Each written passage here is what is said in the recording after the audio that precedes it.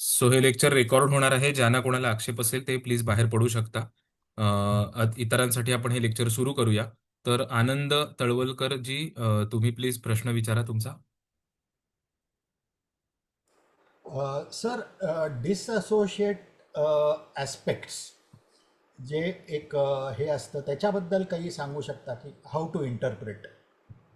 डिसअसोसिएट aspects म्हणजे ज्या वेळेला एका राशीमधनं आस्पेक्ट तो होत नसतो तेव्हा त्याला डिसअसोसिएट आस्पेक्ट म्हणतात. म्हणजे काय ते सांगतो मी तुम्हाला. समजा मेषेच्या 29 अंशावर एक ग्रह आहे आणि वृषभेच्या 5 अंशावर एक ग्रह आहे, तर त्या दोघांची युती झाली की नाही. येस. तर पण ते एका राशीतली ती युती नाहीये, येस. तेव्हा त्याला डिसअसोसिएट आस्पेक्ट म्हणतात. हो. यात काही काही मतप्रणाली अशी पण आहे की फॉर एक्झाम्पल, समजा मेषेच्या 29 अंशावर एखादा ग्रह आहे राईट. आणि सिंहेच्या 1 अंशावर ग्रह आहे एखादा. करेक्ट. आता ह्यांच्यामध्ये आयडियली म्हणजे ऍक्च्युअली कुठला ग्रहयोग आहे, तर केंद्रयोग. केंद्रयोग आहे ह्यांच्यामध्ये अंशात्मक. राईट. राईट. पण राशी दिसताना ते एक पासून एक म्हणजे 5 9 नवपंचम. मधल्या राशी दिसतात. बरोबर. म्हणजे येस. मेषेतला ग्रह आणि सिंहेतला ग्रह दिसताना दिसतो, पण ऍक्च्युअल मध्ये आहे केंद्रयोग. राईट. याला डिसोसिएट आस्पेक्ट म्हणतात. हा जरी नाव जरी त्याचं वेगळं असतं डिसोसिएट आस्पेक्ट वगैरे, तरी सुद्धा त्याची फळं त्या योगानुसारच मिळतात. तर त्याला आपण केंद्रयोगात धरायचा का नवपंचम? केंद्रयोगातच. नाही नाही, केंद्रयोगातच. अंशात्मक योग हे अंशात्मकच धरायचे. त्यांच्या राशी जरी मागच्या पुढच्या आल्या तरी राईट. मेषेचा 29 अंशावरचा ग्रह आणि कर्केचा 29 अंशावरचा ग्रह यांच्यात होणारा केंद्रयोग आणि मेष 29 अंश आणि सिंह 1 अंश यांच्यात होणारा केंद्रयोग राशीनुसार काही फलित बदलू शकतात, राशी स्थितीनुसार, पण केंद्रयोगाची फळं ती केंद्रयोगाचीच फळं राहतात, ती फेअर बदलत नाही. इनफ. वेर, थँक्यू. या, thank you so much. Sanjana Sane madam विचारा आणि नंतर प्रश्न विचारा आपला. ओके. सो सर, मला असं विचारायचं की प्रत्येक मेथडमध्ये मग आपण केपी किंवा पारंपरिक धरलं तरी हं. खूप सारे ॲव्हेन्यूज अवेलेबल आहेत. किंवा जसं आता वर्गकुंडल्या आहेत किंवा राशी नक्षत्र किंवा इवन वेगवेगळ्या मेथडॉलॉजीज आहेत. तर नक्की कुठल्या सिनारिओमध्ये एकाच मेथडला रेस्ट्रिक्ट करायचं आणि कुठल्या सिनारिओमध्ये मल्टिपल ऑप्शन्स विचारात घ्यावेत, हे आपण कसं ठरवतो? हे बघा, आमच्या परिचित ना एक ॲलोपॅथीतले एमडी डॉक्टर आहेत. हं. ओके. आणि ज्या वेळेला रात्रीच्या जागरणामुळे किंवा थोडंसं काही खाण्यामध्ये थोडंसं फारसं खूप इंटेन्स असं नाही, पण त्यांना लक्षात आलं की थोडंसं पित्त वाढलंय आणि डोकं वगैरे दुखायला लागलं, की मग ते सूतशेखर मात्रा घेतात. ओके. ते आहेत ॲलोपॅथीचे डॉक्टर, पण ते घेतात सूतशेखर मात्रा. थोडंसं काहीतरी असेल तर ते उगाच ॲलोपॅथीच्या गोळीकडे जात नाहीत. आणि ज्या वेळेला सर्जरी वगैरे करायचा प्रश्न येतो किंवा ते लगेच ॲलोपॅथीच, ओके, म्हणजे सर्जरीच हे ठरवतात. हे कशावरनं ठरवतात? तर त्यांना आधी कळत असतं की कुठल्या आजारासाठी कुठलं निदान हे अधिक सोपं सहज राहील. या पद्धतीनं जेव्हा तुम्हाला अनेक पद्धती येत असतात, आता तुम्ही अवेन्यूज म्हणालात, आता what do you mean by avenues ते मला नाही लक्षात आलं. पण असं आपण समजू की इम्प्लिमेंटेशनचे वेगवेगळे प्रकार आहेत, पद्धती आहेत. तर नक्की कुठली पद्धत इम्प्लिमेंट करायला वापरायची कुठल्या प्रश्नासाठी, हा असा तुमचा प्रश्न असावा.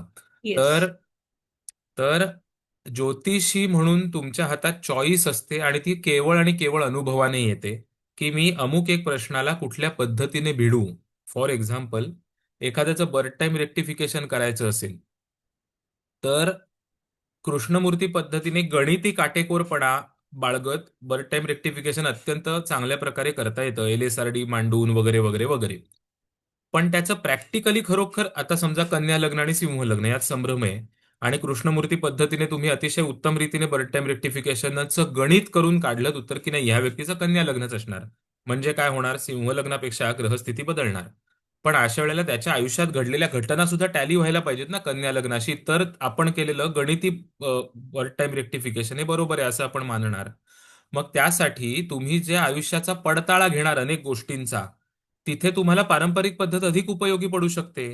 की उदाहरणार्थ कन्या लग्न आहे आणि सप्तमामध्ये याचा मीनेचा शुक्र आहे किंवा शुक्र मंगळ युती आहे, तर सप्तमातली मीनेची शुक्र मंगळ युती काय काय फळं दाखवू शकते ते ह्याच्या आयुष्यात आली आहेत का? सिंह लग्न असेल तर ही अष्टमात जाईल युती. कन्या लग्न असेल तर सप्तमामध्ये येईल. मग त्यानुसार तुम्हाला पडताळे घेता येतात. हे पडताळे घेणं हे पारंपरिक ज्योतिषशास्त्रामध्ये अत्यंत अधिकच सोपं आहे, फार सोपं आहे. इतर कुठल्याही पद्धतीपेक्षा, म्हणजे माझ्या मते, हा, असतील इतर पद्धती मोठ्या, पण पारंपरिक रीतीने तुम्हाला इतक्या खोलवर की तुमच्या आईच्या पायाला गँग्रीन झालं होतं का हे तुम्ही पारंपरिकनी अगदी सहज सांगू शकता. तुमच्या मामाच्या पोटावर ऑपरेशन झालं होतं का हे तुमच्या पारंपरिक पद्धतीने सहज सांगू शकता. मग हे पडताळे घेण्यासाठी इथे तुम्ही काय केलं तर बर्थ टाइम रेक्टिफिकेशन कृष्णमूर्ती पद्धतीने पण केलं, पारंपरिकने पण करता येतं, तसं पण करू शकता किंवा पडताळा घेऊ शकता. सो प्रश्नानुरूप तुम्हाला ठरवावं लागतं की मी कुठली पद्धत वापरू. हॅव्हिंग सेड ऑल धिस, तुम्हाला जर एक कुठली तरी पद्धत अतिशय चांगल्या प्रकारे येत असेल, मग ती कृष्णमूर्ती येवो, पारंपरिक येवो, वेस्टर्न येवो, किंवा इतर कुठली, पण ब्रॉडली ह्याच आहेत मुख्य, तरी सुद्धा त्या पद्धतीमध्ये नियम आहेत की जे तुम्ही त्या प्रश्नाला वापरू शकता आणि उत्तरापर्यंत तुम्ही जाऊ शकता. तर त्यामुळे हे निव्वळ त्या ज्योतिषाचं स्किल असतं किंवा जजमेंट असतं की कुठल्या प्रश्नासाठी मी कुठली पद्धत वापरावी. आणि जेव्हा दोन्ही पद्धती तुम्हाला सक्षम रीतीने हँडल करता येऊ शकतात तेव्हाच हा संभ्रम पडेल. जेव्हा तुम्हाला एकच पद्धत येते तेव्हा हा संभ्रम पडणारच नाहीये. आलं लक्षात? तर त्यामुळे हे हे शिअरली जजमेंट बेस्ड आहे, त्याला दुसरं काही सोल्युशन नाही, ऑप्शन नाही. So Revati Kulkarni madam, hand raise करा. अजून एकाने केला होता त्याने हँड, प्रकाश तुम्ही पण केला होता पण तुम्ही हँड डाऊन केलाय, ते नंतर करा हवं तर. रेवती मॅडम विचारा प्रश्न, अनम्यूट करा, विचारा. तर आत्ताच मी नमस्कार आधी मी पारंपरिक अभ्यास व्यवस्थित चालू केलेलाच आहे. बऱ्या प्रकारे मला त्याचं हे यायला लागलंय. त्याबद्दल खूप धन्यवाद तुमचे. मी बरेच क्लास केले. पण मला अजून एक थोडीशी शंका आहे की जेव्हा तुम्ही मी तुमचे व्हिडिओज वगैरे पण पाहिले, अस्तंगतचे पाहिलेत, दृष्टी पाहिले, पण तरी थोडंसं हा एक छोटा प्रश्न आहे की शनीची दृष्टी, ह्या तिन्ही दृष्टी असतात, तर तो बलवान जर असेल तर त्याची दृष्टी चांगली धरायची का वाईट धरायची? आता समोर जर मंगळ आहे तर शनी आणि मंगळाचं तर खूपच हे असतं. आणि लग्नामध्ये अस्तंगत गुरु असेल तर त्याच्या सगळ्याची फळाची कशी हे लावायची हे अजून काही नीट समजेना झालंय, थोडासा गोंधळ झालाय. कंपोजिशन, किंवा कंपोजिशन म्हणजे इंटरप्रिटेशन, कंपोजिट इंटरप्रिटेशन, एकत्रीकरण फलिताचं, ह्यासाठी अनुभव हे एकमेव माध्यम आहे. त्याला दुसरं काही माध्यम नाही. आणि क्लासमध्ये जे आपण सतत सतत शिकवतो ते समजून घ्यायचा प्रयत्न करणं. पण आता तुम्ही पहिला जो प्रश्न विचारलात की बलवान शनी असेल मग त्याची दृष्टी वाईट मानायची का, आधी मुळात शनीला वाईट का मानायचं, हा पहिला प्रश्न. ओके. ठीक आहे, तो नैसर्गिक क्रूर ग्रह आहे, पाप प्रवृत्ती दर्शवणारा ग्रह आहे कारकत्वामध्ये, त्यामुळे अर्थातच त्याची दृष्टी त्यानुसार त्रासदायक ठरू शकते. गुरुच्या दृष्टीत की ती शुभ ठरत नाही, हे बरोबर आहे. तात्विकरित्या तर निश्चित बरोबर आहे. पण म्हणून शनी बलवान असेल याचा अर्थ त्याची दृष्टी बलवानच असेल असं नाहीये. म्हणून आपल्या कोदंड पुनर्वसू युट्यूब चॅनलवर कुंभेच्या शनीची दृष्टी नावाचा एक स्वतंत्र व्हिडिओ आहे, तो जरा जाऊन पहा. कारण कुंभेच्या शनीची दृष्टी, मी तो बनवलाच ह्या कारणासाठी होता की तो कुंभेत शनी आहे, पण त्याची दृष्टी येते ती तीनही शत्रू राशींवर, किंवा त्यातली एक नीच रास आहे की मेष, सिंह आणि वृश्चिक. मग अशा वेळेला शनी बलवान असल्यामुळे निश्चितपणे कुंडलीमध्ये राशी बली आहे. तो अदरवाईज बलवान असेल तर त्याची मकर रास जिथे येते, कुंभ रास जिथे येते, त्यानुसार फळं चांगली मिळणारच, वादच नाही. पण म्हणून जिथे त्याची दृष्टी येतीये त्या राशी ती दृष्टी रिसीव करून स्वतःमध्ये भिनवायला अनुकूल आहेत का? मेषेचा अग्नी कुंभेच्या शनीच्या दृष्टीमुळे चेतवला जातो.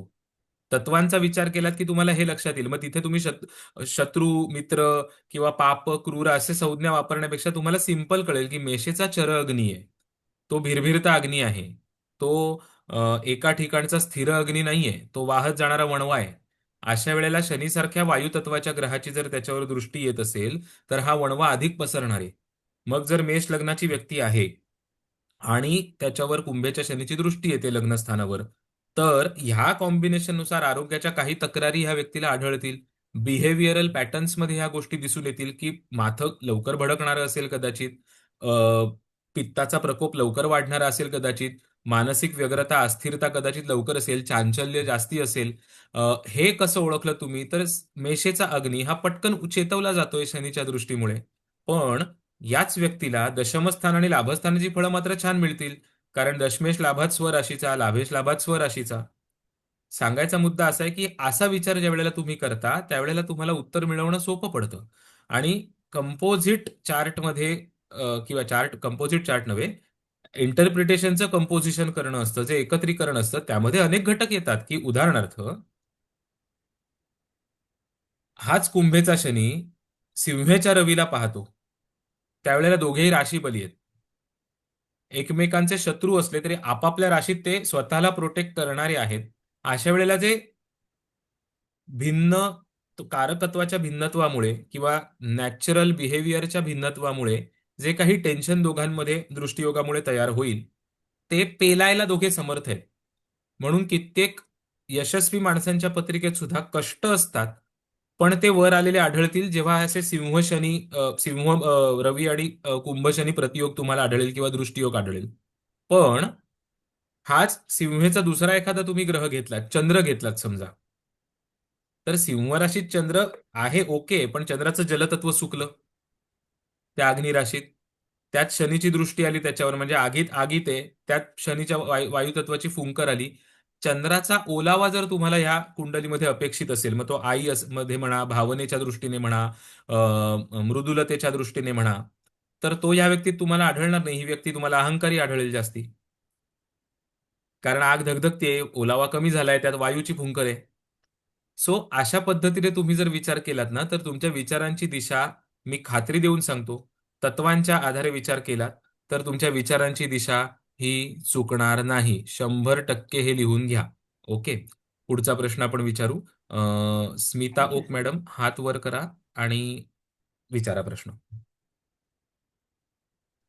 हा. सर नमस्कार. नमस्कार. माझा प्रश्न पण शनीच्या विषयीच आहे. ते 6 नोव्हेंबरला मी तुम्हाला एक प्रश्न टाकला होता, तुम्ही बघितला नाही अजून. तर त्या दिवशी मी प्रश्नकुंडली मांडली होती. तर त्या दिवशी शनी कुंभ लग्न आलं मला, आणि कुंभ लग्नाचं शनी ह्याच्यामध्ये आहे, मीनेमध्ये आहे.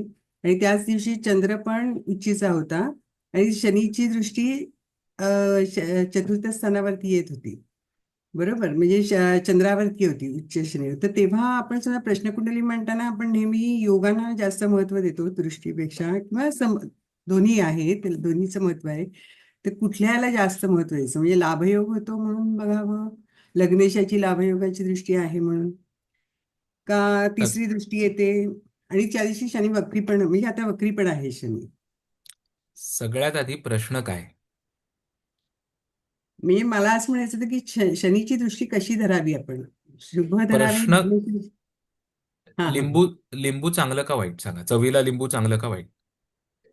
बरोबर. चवीला लिंबू चांगलं का वाईट हा प्रश्न असेल तर एखादा पित्तकारक प्रवृत्तीचा माणूस असेल, तो म्हणे नको रे बाबा, ते आंबट अति खाल्लं की माझं डोकं म्हणजे पित्त वाढतं. ओके, मग तुम्ही म्हणाल की अरे पण तुला लिंबाचा रस डायरेक्ट चमचाभर पाजत नाहीये, तुला मी लिंबू सरबत करून पाजेन, म्हणजे लिंबाच्या रसाची तीव्रता तिथे कमी झाली. ओके, म्हणजेच काय की कुठल्या प्रश्नासाठी आपण हे पाहतोय ह्याला अतीव महत्व आहे. उदाहरणार्थ, कुंभ लग्नाची पत्रिका आहे आणि इथे तुम्ही व्यक्तीला नोकरी अ, करेक्ट, नोकरीचाच च्या प्रश्न होतो. म्हणूनच म्हटलं मी, कारण प्रश्न अरे वा. कुंडली मांडली, चंद्र षष्ठेशी येतो. तर त्यामुळे नोकरी संदर्भात जर एखादा प्रश्न असेल तर हा चंद्र षष्ठेश आहे, तो कुंडलीच्या केंद्रस्थानात आहे, तो दशम स्थानाला पाहतो, कारण प्रश्न त्याच्याशी रिलेटेड आहे, हो 6-10 हो. स्थानांशी, 2-6-10 स्थानांशी रिलेटेड आहे प्रश्न. तर त्यामुळे षष्ठेश चंद्र धनस्थानामध्ये चतुर्थ स्थानामध्ये आहे, स्थान चांगलं आहे, केंद्रस्थान आहे, उच्चीचा आहे, राशीबली आहे, अर्थात शुक्राची परिस्थिती बघून आणखीन ठरवता येईल, पण तो हो. उच्चीचा आहे. त्याची दृष्टी दशम स्थानावर आहे, म्हणजे काय की षष्ठ आणि दशम ह्या स्थानांचा संबंध तिथे प्रस्थापित झालाय.